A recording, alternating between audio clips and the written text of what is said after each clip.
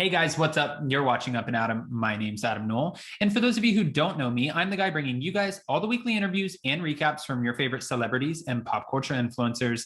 Now, of course, today is no different. Today, we are back to talk about the Real Housewives of Beverly Hills. What's going on with this scandal that is continuously unfolding? It's a lot to unpack. Guys, if you haven't already, go ahead, smash that like button, subscribe to my channel, and hit that notification bell because, well, you don't want to miss anything we have coming up. Now with that, let's jump right in. It's time for all your binge-worthy pop culture news. Welcome to Up and Adam. Okay, guys, so now we're hearing that Erika Girardi reportedly knew that her over-the-top lifestyle was being funded by, well, for many years, by Girardi Keese, which was the law firm of her now estranged husband, Tom Girardi.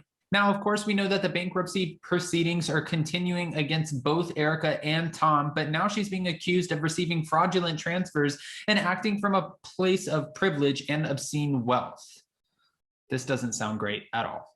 Not only did they say that in the article, but they said as Thomas Girardi's former clients cope with horrific and unfair losses, which also adds to the not sounding good.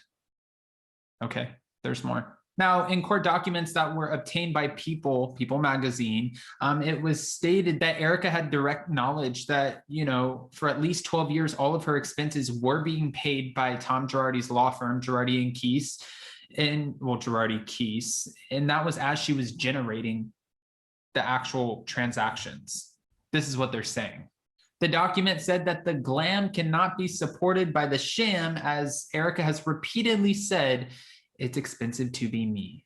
Erika is now being accused of creating a shell company to hide assets, and they noted that she is also being accused of spending over $25 million in funds sent to her by Girardi Keese, and over $14 million of those funds were spent on the Black Amex card. This exclusive was dropped in our lap by Ronald Richards, and now it's being talked about by People magazine, and they're elaborating on exactly what's going on. Now, a source close to the Real Housewives of Beverly Hills star did come out and recently told People that the case against Erika Girardi has no merit. But Ronald Richards, we know he's the attorney who has come on my channel. He's been very active on Twitter, and he was brought on by the trustees to figure out where the money's going, where it's coming from, what is happening in between. He said that this would be a miscarriage of justice if Erika Girardi was allowed to walk completely free of owing over $25 million to the estate. It was said that Erika signed all of her tax returns, numerous credit cards, and was well aware of the money that she spent on the debtor's credit cards and the debtor's payment of her personal expenses. The documents explain that her feigned willful blindness and ostrich approach to these expenditures will do absolutely nothing to limit her liability. According to the documents, Erika attempts to create, this is what they're saying, create a distinction between handing her money directly, okay, so that's one thing, versus paying all of her bills. But the distinction, like her prior motion for reconsideration, is meritless. This is never ending. Also in the statement told to People by Ronald Richards on Friday, he said that he hopes that this new court filing would provide a come to Jesus moment for Erika. That's not all. There's more. He stated that the evidence is undeniable and that we hope that Miss Girardi comes down from the mountain of a place of privilege and obscene wealth and returns some of these expenses so the former clients, creditors, debtors of this law firm can mitigate the horrific and unfair losses perpetuated by her husband. He also added that we are hopeful that she finds a better path to resolve this matter without any further avoidance of her obligations to this estate.